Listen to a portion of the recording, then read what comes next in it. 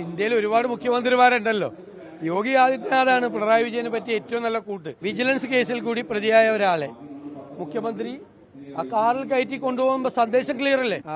കപട ഭക്തി കാണിച്ച് ഒരു ഭക്തിയുടെ ഒരു പരിവേഷം ഉണ്ടാക്കി പണ്ട് ശബരിമലയിൽ ചെയ്തതിന്റെ പ്രായശ്ചിത്തം ചെയ്യാൻ ശ്രമിക്കുകയാണ്. മാത്രമല്ല, അദ്ദേഹം എന്ത് മെസ്സേജാണ് ഈ പരിപാടിയിൽ കൊടുക്കാൻ നടക്കുന്നത്?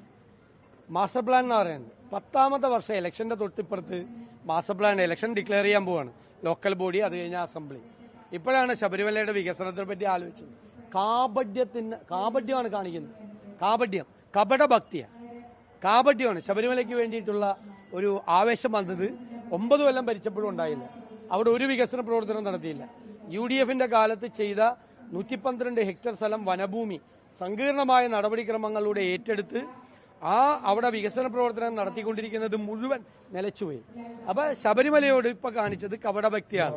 പിന്നെ യോഗി ആദിത്യനാഥിന്റെ സന്ദേശവും മറ്റു ചില കാര്യങ്ങളും കൂടിക്കഴിഞ്ഞപ്പോൾ എന്താണ് ഉദ്ദേശിച്ചതെന്ന് മനസ്സിലായല്ലോ എല്ലാവർക്കും. ഞങ്ങൾ പറഞ്ഞല്ലോ, BJPയുമായി അവിശുദ്ധമായ ഒരു ബാന്ധവം കേരളത്തിലെ CPMനുണ്ട്. അതിന്റെ ഏറ്റവും ഒടുവിലത്തെ ഉദാഹരണമാണ് യോഗി ആദിത്യനാഥിന്റെ സന്ദേശം.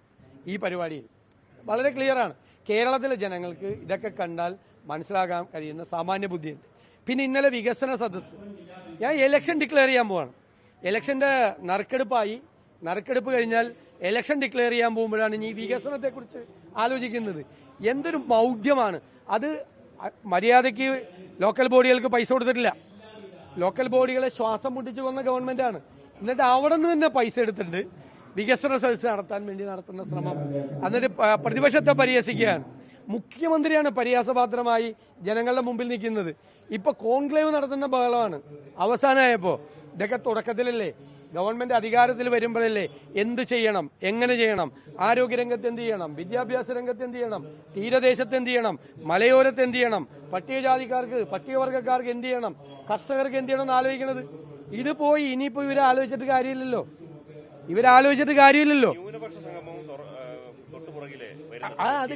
അതൊക്കെ ഈ ആളുകളെ കബളിപ്പിക്കുകയാണ്.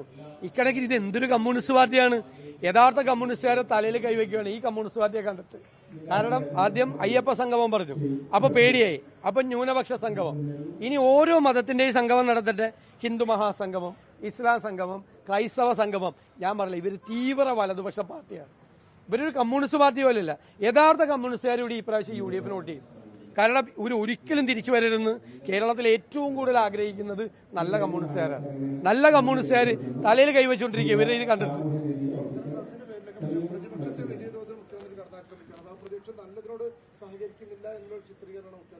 ഞങ്ങൾ ഈ സംസ്ഥാനത്തെ ഏത് നല്ല കാര്യത്തോടാണ് സഹകരിക്കാത്തത്?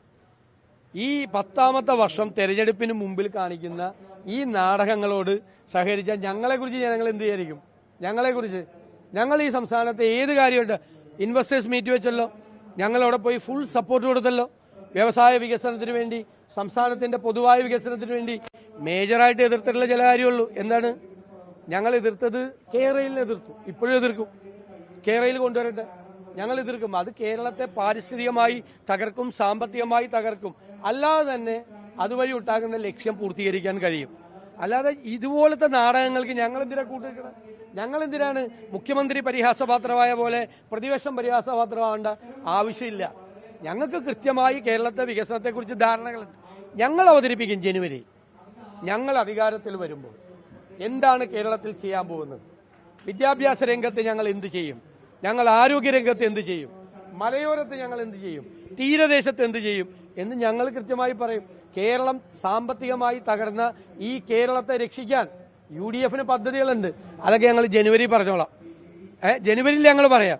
ഇത് 10 കൊല്ലം ഭരിച്ച് കേരളത്തെ നശിച്ച് നാറാണക്കല്ല് പോലെയാക്കി തകർത്ത് തരിപ്പണമാക്കി ഇട്ട് ഇവര് പോവാണ്.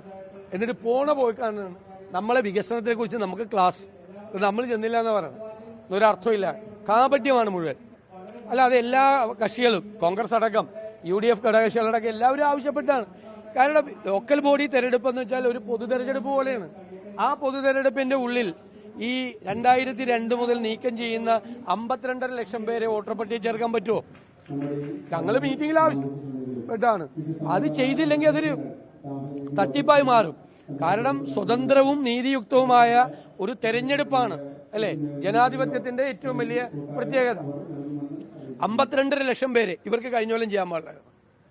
ഇലക്ഷൻ കമ്മീഷന് കഴിഞ്ഞ കൊല്ലം ചെയ്യാൻ പാടില്ലേ? ഈ ലോക്കൽ ബോഡി ഇലക്ഷനും അസംബ്ലി ഇലക്ഷന്റെയും വക്കത്ത് കൊണ്ടുപോയിട്ട് പറയുവാണ് 52.5 ലക്ഷം പേർക്ക് വോട്ടില്ല എന്ന് പറഞ്ഞാൽ ഒരു നിയോജക മണ്ഡലത്തിൽ എത്ര വോട്ടായി? 60,000 വോട്ടോളം ഒരു നിയോജക മണ്ഡലത്തിൽ ചേർക്കേണ്ടതായിട്ട് വരും. 60,000 വോട്ട് പുറത്തു പോവും. ഈ 60,000 വോട്ട് ഈ ലോക്കൽ ബോഡി ഇലക്ഷന്റെ ഈ അസംബ്ലി ഇലക്ഷന്റെ ഇടയിൽ ചേർക്കാൻ പറ്റുമോ? അപ്പൊ തട്ടിപ്പാണത്. ബീഹാറിൽ നടത്തിയത് പോലെയുള്ള പരിപാടിയാണ്. അതിനെയാണ് ഞങ്ങൾ ശക്തിയായി എതിർക്കുന്നത്, ഉറപ്പായി എതിർക്കും. അതിനെ അതൊന്നും അവർ നടത്തിയ പരിപാടിയെ കുറിച്ച് നമ്മൾ കമന്റ് പറയേണ്ട ആവശ്യം എന്താ? അവരെന്തിനാ പരിപാടി നടത്തിയത്? യോഗി ആദിത്യനാഥ് മെയിൻ അയ്യപ്പ സംഗമത്തിൽ, സർക്കാർ നടത്തിയ അയ്യപ്പ സംഗമത്തിൽ മെസ്സേജ് കൊടുത്തിട്ട് പിന്നെ ഇവരെന്തിനാ വേറെ നടത്തണം? ഇവർ വേറെ നടത്തേണ്ട ആവശ്യം എന്താ? ജ്യോതി അവരെ ഏറ്റവും വലിയ നരേന്ദ്രമോദി കഴിഞ്ഞാലുള്ള ഏറ്റവും വലിയ നേതാവ് മറ്റേ അയ്യപ്പ സംഗമത്തിൽ ഇവരും കൂടി അവിടെ പോയിരുന്നാൽ മതിയായിരുന്നല്ലോ. അപ്പൊ എല്ലാം തേഞ്ഞാനെ. അതായിരുന്നു കറക്റ്റ്.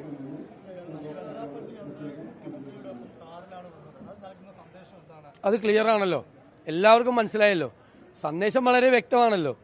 അതായത് കേരളത്തിൽ ജാതി മതസ്പർദ്ധ ഉണ്ടാക്കാൻ നിരന്തരമായി ശ്രമിക്കുന്ന ഒരാളെ, മറ്റു സമുദായങ്ങളെ ആക്ഷേപിച്ച് സംസാരിക്കുന്ന ഒരാളെ, വിജിലൻസ് കേസിൽ കൂടി പ്രതിയായ ഒരാളെ മുഖ്യമന്ത്രി ആ കാറിൽ കയറ്റി കൊണ്ടുപോകുമ്പോൾ സന്ദേശം ക്ലിയർ അല്ലേ?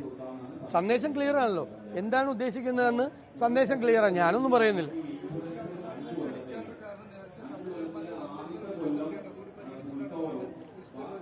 ഇന്ത്യയിൽ ഒരുപാട് മുഖ്യമന്ത്രിമാരുണ്ടല്ലോ. യോഗി ആദിത്യനാഥാണ് പിണറായി വിജയനെ പറ്റി ഏറ്റവും നല്ല കൂട്ട്. കാരണം ഇപ്പൊ ആ ലൈനാണ്. കഴിഞ്ഞ പാർലമെന്റ് ഇലക്ഷൻ കഴിഞ്ഞതിന് ശേഷം, അതിനു മുമ്പ് ന്യൂനപക്ഷ പ്രീണനമായിരുന്നു. അത് കഴിഞ്ഞ് അത് കിട്ടൂല എന്ന് മനസ്സിലായപ്പോഴാണ് ഇപ്പൊ ഭൂരിപക്ഷ പ്രീണനമായിട്ടാണ് ഇറങ്ങിയിരിക്കുന്നത്. ഞാൻ നേരത്തെ പറഞ്ഞതാണ്, അതിന് ഏറ്റവും നല്ല കൂട്ട് യോഗി ആദിത്യനാഥ്, സംശയമില്ല.